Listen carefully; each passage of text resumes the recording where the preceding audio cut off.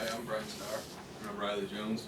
And we're pitching Intuitive Surgical as a buy. So, compared to we went a little different direction than our screener. When we screened, we were looking for pharmaceutical companies, but we really weren't satisfied with any of the companies we were getting. So we decided to change gears and go into healthcare equipment and services, and then healthcare equipment and supplies. This is a lot of the companies that make medical devices. So we came up with Intuitive Surgical. So they develop, produce, and market a robotic system for minimally invasive surgery. They provide instruction, accessories, warranties, services, and also training for their products. They have 5,000 systems worldwide, and there's 3,200 in the United States. This has been increasing as this trend continues to grow. So this is our target price. Right now it's trading at about 560. We were looking for a company with steady 5-year growth, minimal debt, and proven ability to control its costs. Of course, we're pitching a buy. We chose to use FCFE because the company has no debt until 2019, and that debt was acquired because of acquiring different companies. And then we chose the relative valuation PE metric. And we weighted both those 50-50 and came up with our target price of $633.99.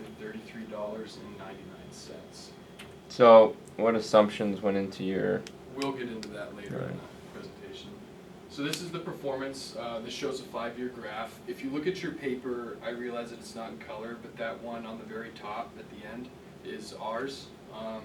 And this is compared to the Healthcare Spider. So as you can see, since right about mid-2017, we've been outperforming the Spider. Right. So I'm going to talk about some highlights of Intuitive Surgical. Number one being their sustainable business model. So the company operates under a razor and blades business model, and this means that they will sell units and install those units and then earn reoccurring revenue after those units are installed. That's parts and services, and that accounts for 72% of their revenue. And through that model, they've earned some fantastic growth, 16% average over the last 4 years. Additionally, they're a global leader in minimally invasive surgery. They really dominate the market right now, over 5,500 units, and nobody is catching up with them right now. They have an integrated supply chain and distribution.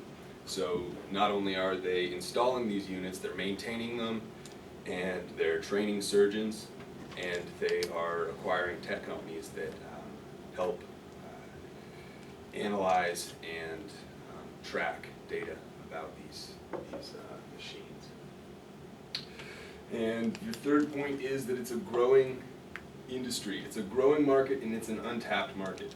So minimally invasive surgery accounts for only 2% of procedures worldwide, but it's growing about 8% year over year. So it's untapped market, and Intuitive has been doing it the longest, and they're the most dominant company in the market. So we expect nothing but growth. There's super high barriers to entry. You need to do a lot of research before you can develop and trust a surgical robot, and really low buyer power to support their position. So this is the mission statement on top for Intuitive Surgical. I won't read it to you, but they basically address 3 areas of value in which they hope to provide. There's patient value, surgeon value, and hospital value. So patient value is, they have this equation which is procedure efficacy versus invasiveness. So they take into account the pain and how long patients are immobilized, and they hope to bring that down. They also offer surgeon value by training surgeons. They hope to have, they use simulations and VR, and they hope to provide easily reliable products with little issues. And then they hope to provide hospital value by increasing surgical revenue and then reducing customers' stay in the hospital, which would provide the hospital to do more procedures. So they offer products such as the Da Vinci surgical systems. Those are the flagship products. There's 4 generations of these products, and Brian's going to talk about that a little more. Additionally, there's accessories and instruments for the products. That's the reoccurring revenue that we mentioned. Ion endoluminal system, that's a camera, a catheter camera that can go into small places. That's really useful for all their products. And then additionally they have services.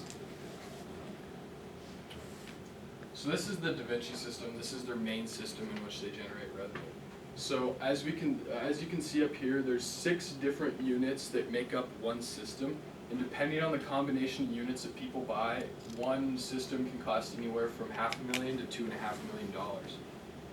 They reported in their 10K that when people are using their system, they generate $700 to $3,500 per surgery that is performed using their equipment, and that's revenue that the company makes. And they earn $80,000 to $190,000 annually as a service fee. And they also, because they have technicians that travel and they have people placed in hospitals that help train people to use the system. And they also have trade-ins to where people can bring their old generation system and exchange it for a new generation system, which keeps that recurring revenue building. And then they have their Da Vinci stapler, which is part of the accessories to this system. It's a stapler that repairs tissue. And then Da Vinci Energy, it's used to stop blood flow. They're all, other than the stapler, the Da Vinci Energy is a one-use item, so they have to purchase new ones after they use it. There's other accessories as well. So, kind of about their sales, I realize these graphs are a little hard to see, but the blue is revenue inside the United States, and the gray is revenue outside the United States. So, about every year, they're changing a % or two to moving their revenue outside the United States. They like to focus on emerging markets. They have a lot of systems in India and Taiwan. And then this is a graph of long-lived assets by location. And again, blue is inside the United States and gray is outside the United States. And a long-lived asset is a long-term asset, which includes property, plant, and equipment, and then intangible assets as well. And they're slowly moving that outside the United States. So no single customer accounts for more than 10% of their revenue for the past 3 years. And then they have direct sales in most of Europe, China because of a joint venture, which we'll get into later, Japan, South Korea, India, and Taiwan. And in all other countries that their units are, they use distributors. And this is a map of where they all are. As you can see, Fairbanks actually has a Da Vinci system, so they're spread all over. Just kind of a cool map. Alright, so growth in procedure categories. So we're going to talk a little bit about what the minimally invasive surgery is used for. As you can see, a lot of urology, gynecology has really been what brought them to where they are today, but general surgery is on the rise. And that is the trend that we're expecting to continue and counting on for future sales. So just a little more specifics. General surgery, we're talking about a lot of interior stuff, so places that are difficult to access using open surgery and safer to access. It's difficult to justify the cost of these minimally invasive surgeries, and so they're often justified with deep surgeries in tight spaces. So hernia repair, bariatric, and then urology, gynecology, and a variety of other ones. So this is this shows us some of the revenue. So this is the system revenue. This is specifically from the Da Vinci system. This doesn't include all their other accessories. So is this how they break it up in the 10K? This is, Okay. yes. So as you can see, they've grown 16%, 21%, 19% over the past 3 years. And this number, it looks lower than the 2018, but in 2019 they came out with a new Da Vinci system, which should hit the floor this year.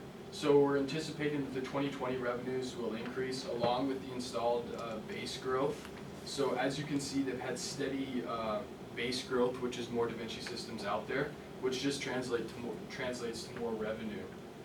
So they're moving toward operational leases as well. So in the past, when they directly sell a product to somebody and they'd outright own it, they're moving more towards operational leases, which generates more recurring revenue and it keeps people in the system. And it's harder, it makes changing costs more expensive, so it keeps more customers there. And then they reported also that sales tend to be heavier in the fourth quarter for hospitals, so that was just something that we thought was pretty interesting.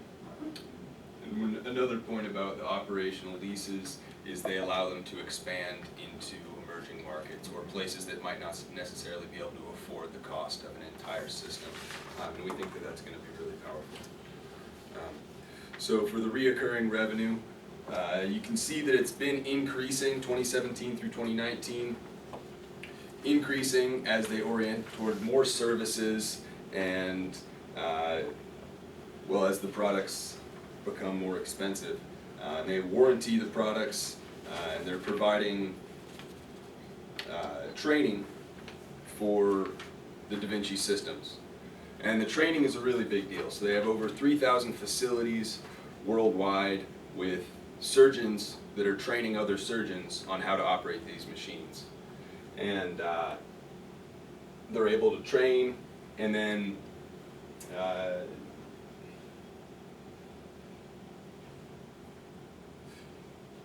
training, support, installation, maintenance, and repair. And that's really important to support that high reoccurring revenue number. It's a really strong business model. So this is their sales model that they broke down in the 10K. They kind of break it into 4 different categories. So they have what they call a capital sales team, which is direct sales. They educate people on the usage, the treatment costs, and the applications in which the hospital can use it in. And they also make the direct sales in those countries that we mentioned that they have direct sales in. Then they have a clinical sales team, which is a support system for hospital accounts. They work with hospitals and healthcare facilities, and they have teams that work on site in hospitals that help staff and bring people in to use their equipment. And it grows. This part of their sales model just grows as more systems are made. Then they have the disposable accessories, which we covered a little bit. That's just stuff that people order regularly. And then they have the customer support and training, and like Riley said, they have these facilities, and then they also have simulation and VR at hospitals that allow people to practice and train. All right, so acquisitions.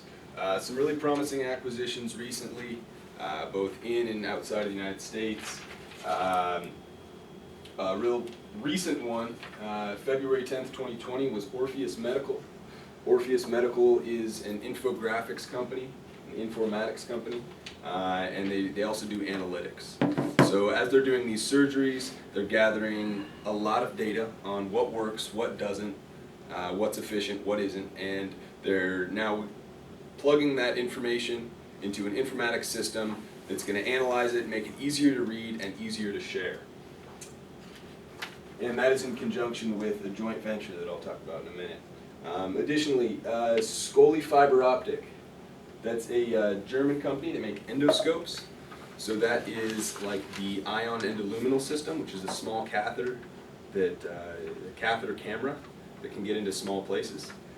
The Scoli Fiber Optic endoscope business was purchased for a number of reasons besides the fact that it is a big part of the supply chain, so they're streamlining the supply process, making it more cost effective for themselves, and they have greater control. And additionally, with their expansion into China. So a joint venture with Shanghai Fosun Pharmaceutical Group is planning on addressing the issue of lung cancer in China. And so they have the Scoli Fiber Optic or endoscopic company that it makes this tiny catheter camera, and this camera can go into your lungs and analyze these tiny places that can't be accessed otherwise. And so this is a Shanghai company. They purchased it, and they're in the process of completing the payments.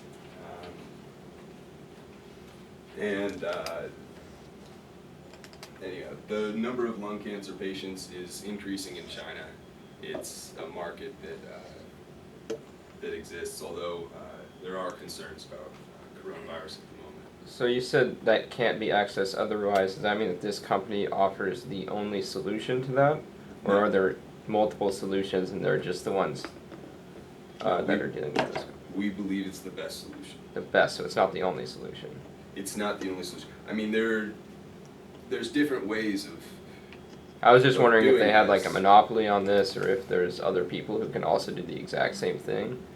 Well, So there is a company with the exact same business model and the exact same, basically the product, but it's not as nice as ours.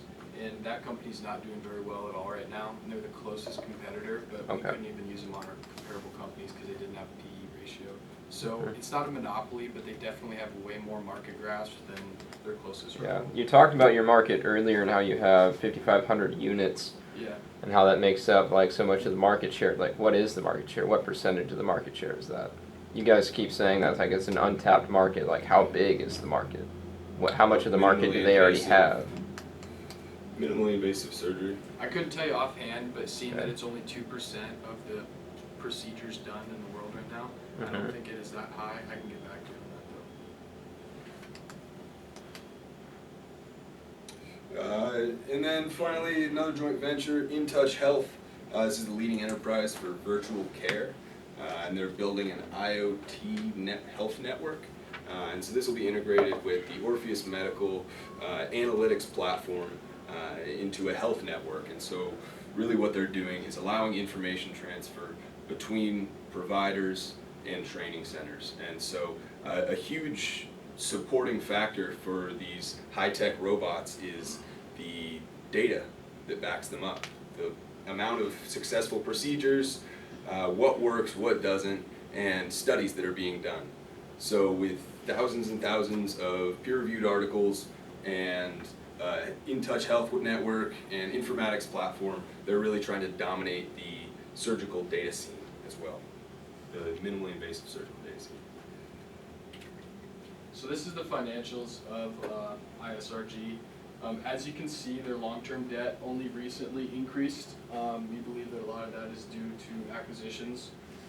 Their current ratio looks pretty good, and as you can see, their revenue over the past 4 years, it's estimated to go up as well, about the same rate, but it's minimum of 16% year-over-year growth, so that's pretty significant. And then their inventory days is another ratio we looked at, so that's the number of days that inventory is held.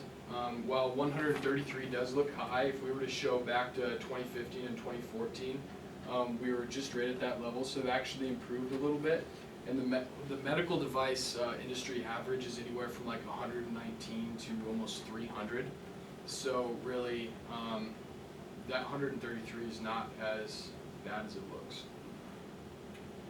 So these are our comparable companies. We looked at the 10K, Morningstar, and companies with the same business model. One issue we ran into a lot is a lot of the companies that called out in the 10K were private companies. That didn't help us a whole lot. And then, of course, that one, TransEntrix, the company that I mentioned earlier, has the same business model, but they don't have enough information available. A lot of these companies are medical devices companies. The Edward Life Sciences and the Boston Scientific is. But in order to get a good relative evaluation, we chose to add some robotics companies because they have the same business model. They manufacture, develop, manufacture, and sell robotics, which is the same thing our company does, just in the healthcare market. These are our assumptions. So we predicted an increase in the sales growth rate. This is because revenue from these new Da Vinci systems will take some time to realize. And also these acquisitions will change the business model a little bit, getting them more involved in IT, which will almost provide a whole new area of revenue for this company. We believe our gross margin will grow, which means cost of goods sold will fall.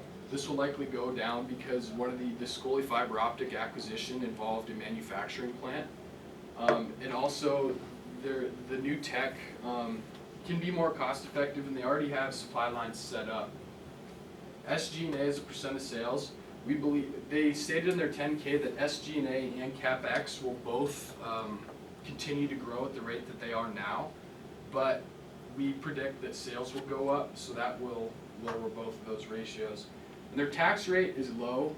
This is because they provide employee benefits, which were tax benefits, and then they also have Swiss deferred tax assets and federal research and development credit benefits. They also had a stock repurchase program. In January 2019, they increased the remaining amount to $2 billion. As of December 31st, there's still $1.7 billion left for stock repurchase, and they didn't purchase any in the fourth quarter of last year. So I'm going to talk about some risks. Being a healthcare equipment manufacturer, they are subject to a whole lot of government regulation in and outside of the United States. This includes the 5K, 510K new product approval through the FDA. And so that's going to involve a time frame between, or a delayed onset of sales between when they develop the product and when they start recognizing revenue from it. And that can be even increased when they're trying to penetrate foreign markets because they need to get patent approval and health clearance to send these new products to the emerging markets. And they also have to wait for, and then you also have the other companies waiting to buy the new products and not buying the old products. So you'll have a gap in sales that you can recognize, especially in the emerging markets.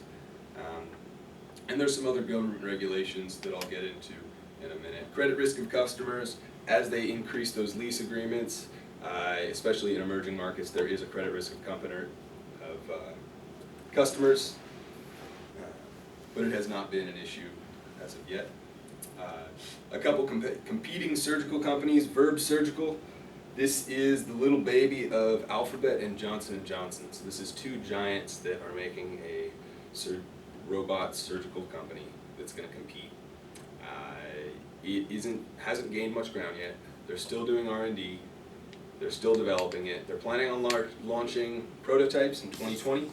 And the idea behind this robot is it's going to be ultra high tech, expensive, and top of the line. But it's not a serious concern just because of how early they are in the development stage and of how much trust you need to place on a device like this. And with over 20 years of production, Da Vinci is the trustworthy option. Medtronic, they're taking a different route. Their Hugo device is affordable and upgradable, and so you're not going to have as high of maintenance cost. It's a little bit cheaper, but not as high quality, and so that's another possible concern. Of course, economic downturn. Brexit, we do a lot of sales in the EU. They do a lot of sales in the EU as well as England and the UK. And so there's just uncertainty and uncertainty around that as well. COVID-19, obviously that's a hot topic right now. Expected a recent discount in the stock due to COVID-19. FDA regulations, and we can get into this a little bit more in questions if you guys have questions. It's a Class 2 device, 510K regulation, average 5-month approval time. That can vary. Outside of the US, the EU has a CE certification approved, and I believe all of the products are approved right now in the EU. I think that maybe an attachment is pending. China Health Commission, they actually have quotas for how many robotic surgical devices that can enter their market every 2 years. And so that will refresh here in 2020. So we filled half of that 154, we filled 59 of them that were imported into China. So a huge market domination. Korean Health Commission, that's a really promising area. And we were just approved for most products recently. Just briefly going over the laws, there's a series of laws that apply to medical equipment. First off, the Affordable Care Act, aiming at lowering costs to customers. And so they're paying less to providers, about 2% less through 2027 is what the law has said. It also initiated MDET, which is a 2.3 sales tax on medical equipment such as ours. MDET would go to be repealed, which is good, after being deferred So we never really felt the impact of that, but the idea that legislation like that has gone through in the past is just something to consider. Additionally, Affordable Care Act bundling, it's just a different way of recognizing costs. What they're doing is aiming for efficiency. Taxpayer Relief Act, I'm not going to get into it too much. Another way to reduce Medicare payments to providers. They're trying to make the system more efficient, and this is an extremely expensive product. So it is at risk for some of these laws, but damages haven't really been recognized as of yet, and we don't see any threat. Medicare access and chip reauthorization.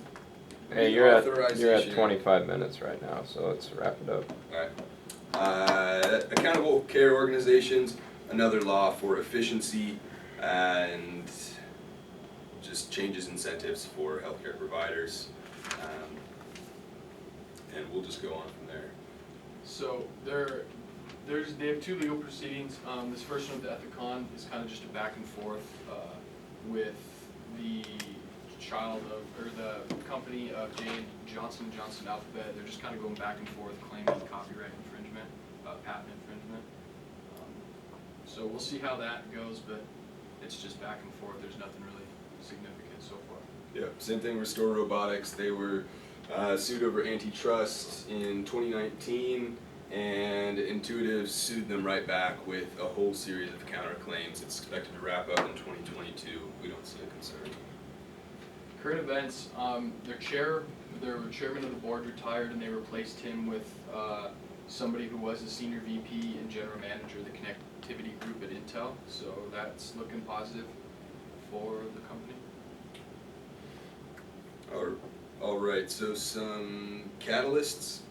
Got 4 down here. 1, aggressive acquisitions, like we talked about. They're expanding into analytics and IoT. That's Scoli, Orpheus, as well as the supply chain. So continuing acquisitions and expansion is going to allow further market domination. And future revenue from expensed R&D. They already developed their new system, the SP, single port, and we expect future revenue from that device.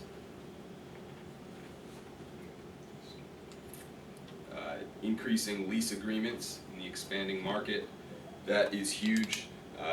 36% increase in lease sales year over year. That's going to be a catalyst to allow them to expand into those emerging markets. And that's really powerful. And finally, minimally invasive surgery market is expanding rapidly at 8% compound annual growth rate. So emerging market, unpenetrated, and this company is expanding quickly. I think it's goodbye. All right. So you're talking about how they're pretty diverse by country. You know the revenue breakup by country or by area. So the way that they classify it in their 10Ks, they have inside the United States and outside the United States. Okay. So they don't break it Really? down any further than that. Okay. Do you know like the number of equipment? Because it looks like they did have a breakup of number of equipment by country. Yep. I'm not expecting you to like count all the little dots, but do It's- they give you like a number, anything? So I know if we had that one graph that is revenue that is inside the United States and outside the That's United it? States, and that's all that they really talk about. It's about a 70-30 split, and 70 inside the United States, 30 outside. You can see the majority of that revenue is coming out of the EU. Yeah. They have the money to afford these products. Okay. And I think that with the lease agreements, they're going to be able to expand into emerging markets. Okay, and then you guys briefly talked about the types of surgeries it was used. You basically said they're being used for general surgeries now. Is that right? Right. So initially they gained traction through gynecology and urology, Yeah. and now it's mostly general surgery is increasing. Yeah, because I was just a quick Google search just showed that like the majority of their surgeries were like hysterectomies, and the number of hysterectomies that are going to be done is going way, way down because they're finding out that it's mostly unnecessary to do them. So, can you give me like a breakdown of like the specific types of surgeries or like the needs that this is fulfilling? We had that graph that we took out. Yeah, okay. We had a graph of each. Just because, like, if a Revenue certain for type each of surgery is, like, changing or isn't going to be used anymore, then that's gonna, like, hurt this company quite a bit, don't you think? Yeah, and I was also reading too that there's a lot of people are preferring minimally invasive surgery now. Mhm. So that's why, like, we can see that general surgery is going up, whereas like hysterectomy might not be growing at the same rate, but that's probably going to be offset by just the general surgery applications that people can use the Da Vinci system. Mhm. So they're also talking about how you're using this for general surgeries, which are almost all surgeries that can just be done by a surgeon.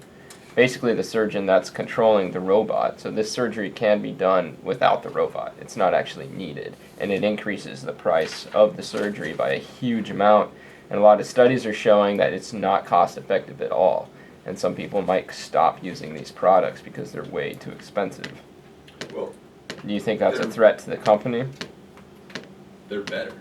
They're better, but They're it's not safer. that much better. They They've done provide- research on like the effectiveness of it and the efficiency of it, and it's not that much better than just a normal surgeon conducting the surgery. Part- Takes almost the same amount of time. So I think part of what this company's doing to kind of offset that is the acquisition of both of those IT companies. So now not only can they offer their products, but now they offer data storage, they offer IT the Orpheus Medical is actually like moving towards an infrastructure company for hospitals. So kind of like what we saw with Adobe last year, they're moving their business model a little bit to offset the trends that are hitting their main sources of revenue. And another point is often it's up to the consumer. Just last week, just 2 weeks ago, they offered me a minimally invasive surgery or they offered me an open surgery. And one of them had a whole lot longer recovery time and a lot more pain, and it was no difference to me. And so I chose minimally invasive. And that's the trend that you see around the world right now. People are choosing the less painful, quicker recovery, and safer option.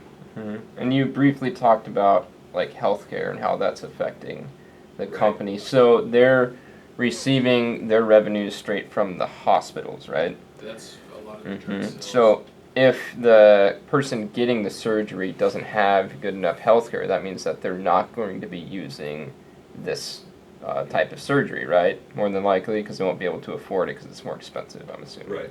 So Yeah. with the changes in healthcare that might be coming very soon, how is that going to affect the company? Because the outlook on healthcare right now is very speculative. Sure. So there's certain billing codes issued by CMT, which authorizes Medicare, Medicaid. They issued specific billing codes for these robotic minimally invasive surgeries in 2015. Essentially, you're able to bill on a code or not bill on a code, and that is by necessity. And so they're proving necessity in these. That's why you see mostly, that's why it's less cosmetic stuff and more deep surgeries. High stakes surgeries.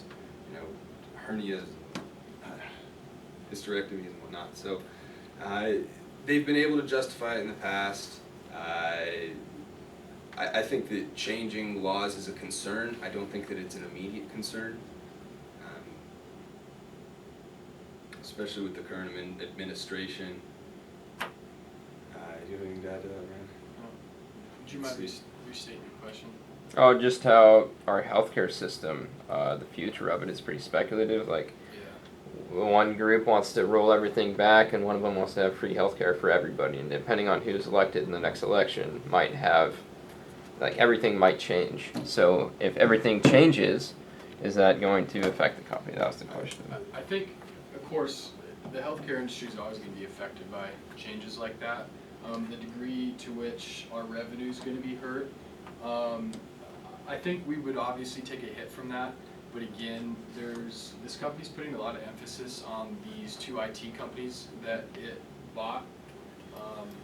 So I really think this company's going to take a little bit of a trend towards the IT a little more, because their Da Vinci system, with their already established network, they already have access to all these hospitals, all these clients, And now if they can offer them an IT infrastructure, an IT storage, imaging, processing, I think that will offset a lot of the harm done. And if there is no harm done, I think that's just gonna add to the revenues that they build in the coming years. I just have two more questions really quick.